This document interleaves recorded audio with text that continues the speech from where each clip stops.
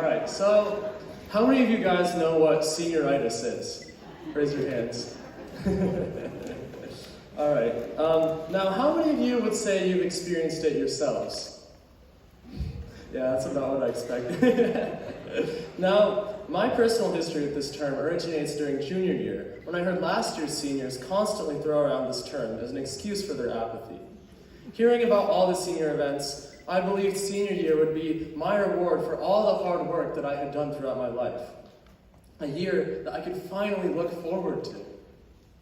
And standing here today, I must say that, I was right. I mean, I couldn't have imagined some of the stuff we've been doing. A couple of weekends ago, I went to the beach on Friday, had senior ball on Saturday at the Asian Art Museum, by the way.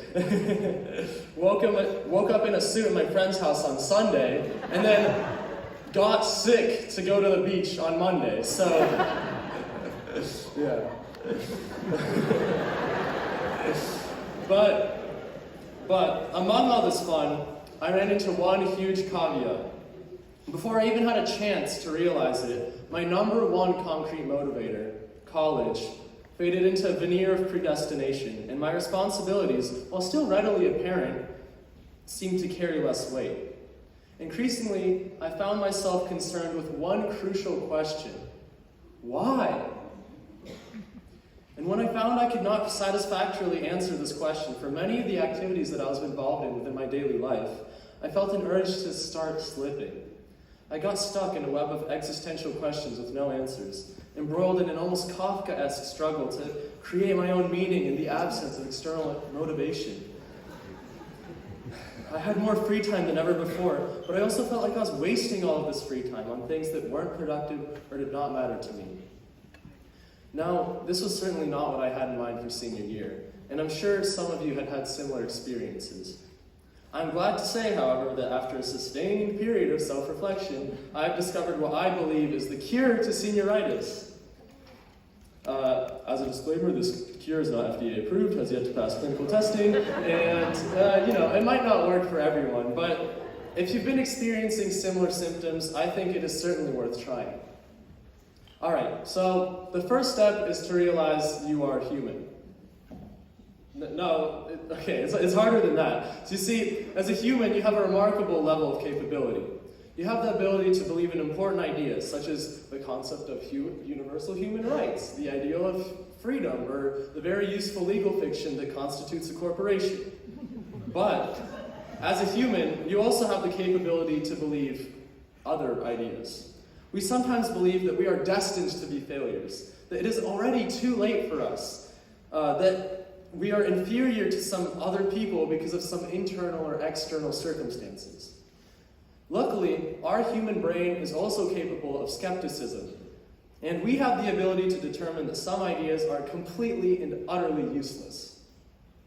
I believe it is important to constantly review the ideas that define your view of yourself, and determine whether they are assisting you in the completion of their goals, or whether they are actively hindering you. If the idea is not helping you, don't be afraid to simply stop believing in it. You have free will. Choose to believe in productive ideas rather than harmful ones. The other part of being human, however, is recognizing that your ideas are influenced by the chemicals in your brain. It's tempting to sometimes imagine your inner thoughts as entirely detached from your physical state, and your mind is some kind of entirely rational machine. But our thoughts tend to skew in unhealthy directions when our bodies are in an unhealthy state.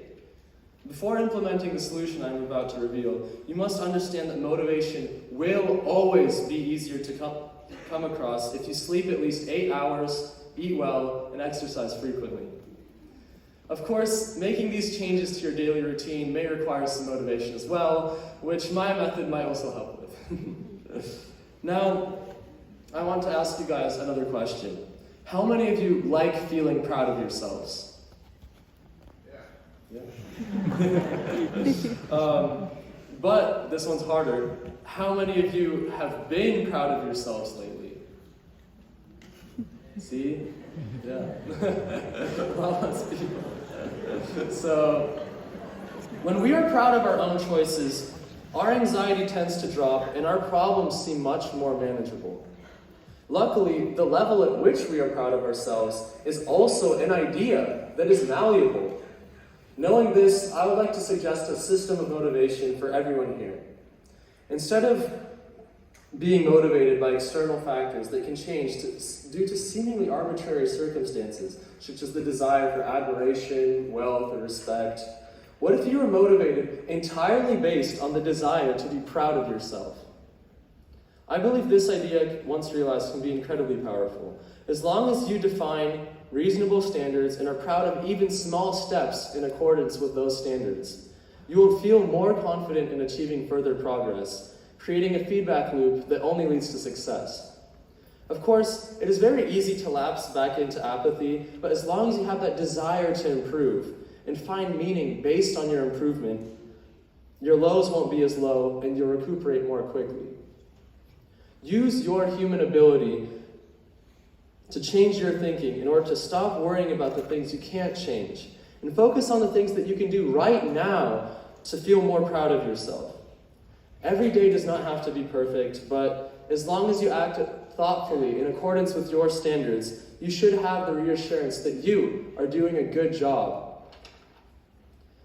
That's my cure for senioritis, at least in the form in which I have experienced it. I believe that you should make your thoughts work for you, not against you, which is easier to do when you have healthy habits. In order to establish those habits and achieve other goals, you should create a system of motivation that finds meaning in self-worth. And, as graduating seniors, you have all already done so much that is worth being proud of.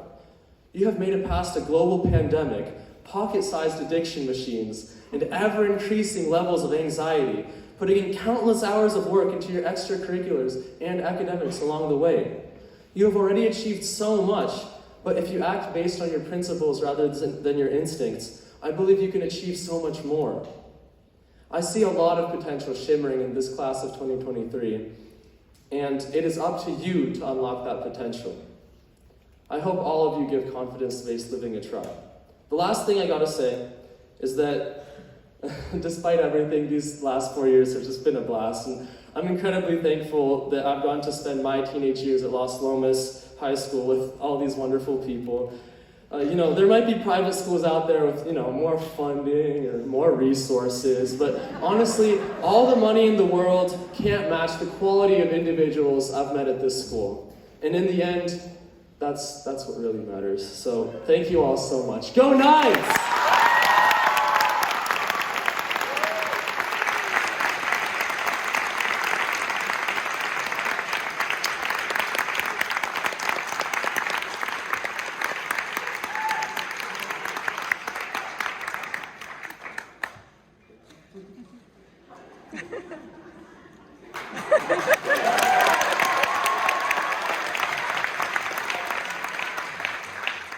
Thank you for that.